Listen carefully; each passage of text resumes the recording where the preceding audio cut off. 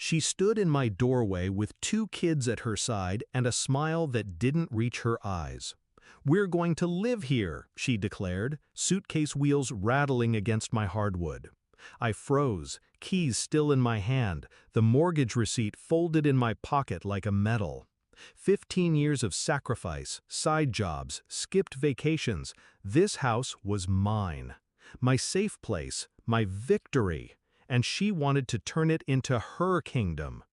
Behind her, my brother lingered, silent, his guilt tucked into a nervous smile. My parents nodded approval, as if this invasion had been agreed upon without me. "It's family property now," she said. "You'll understand."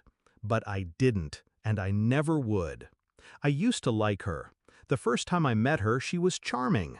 She laughed too loud at my brother's jokes, touched his arm like he was the only man in the room. I remember thinking, good, maybe she'll steady him. Back then, I still believed in family. I lent them money when their rent was late. I babysat their kids when she wanted nights out. I showed up at birthdays with gifts I couldn't always afford because that's what family does. But she saw generosity as weakness. Every smile, every favor only emboldened her. The signs were subtle at first. Offhand remarks, "This house is too big for one person." Or, "Your brother works harder than you. Don't you think he deserves more?" I brushed them off. People say careless things. Families fight. But then came the whispers at family dinners, my parents asking, "Why not let them stay a while? You have space." That's when I understood. This wasn't a suggestion, it was a plot. When I slid the last check across the bank counter and the clerk smiled, "Congratulations, your house is officially yours." I thought I'd won.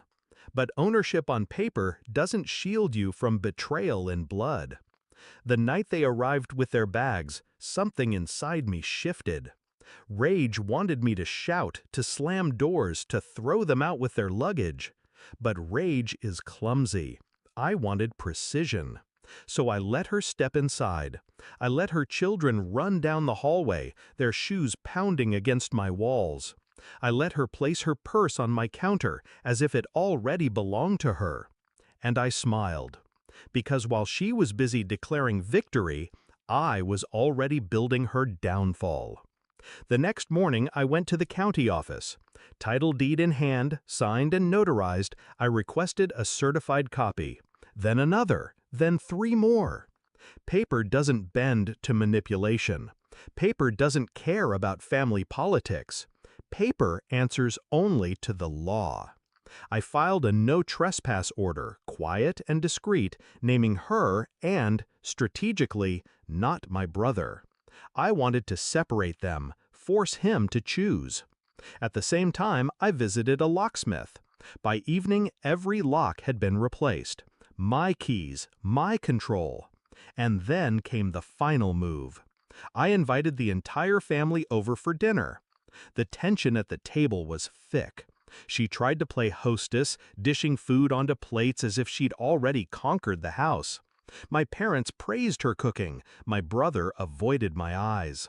When the meal was nearly done, I stood, slid an envelope across the table and said, "I have something for you." She opened it, expecting money. Instead, she found a certified copy of the deed, bold letters spelling my name. Then the restraining order.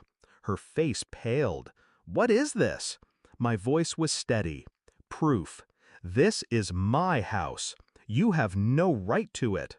The next time you step inside without permission, the police will escort you out." Silence. My brother shifted uncomfortably.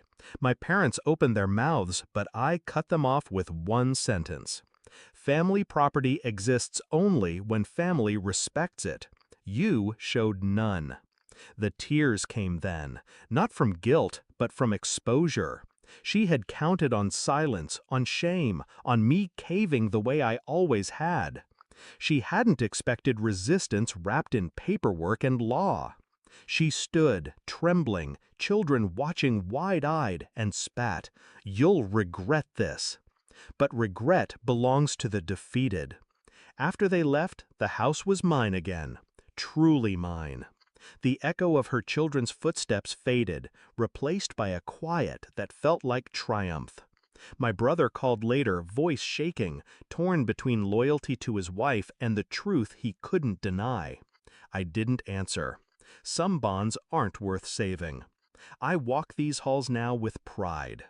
Every corner reminds me not just of struggle, but of victory earned through patience and precision. They tried to strip me of my sanctuary, my achievement, my freedom. Instead, I stripped them of their illusion of tower. Final reflection. They thought my silence meant surrender. They mistook kindness for weakness. But this house wasn't just walls and bricks. It was proof that I could stand alone. And the day they tried to steal it, I reminded them I am not theirs to conquer. This is mine.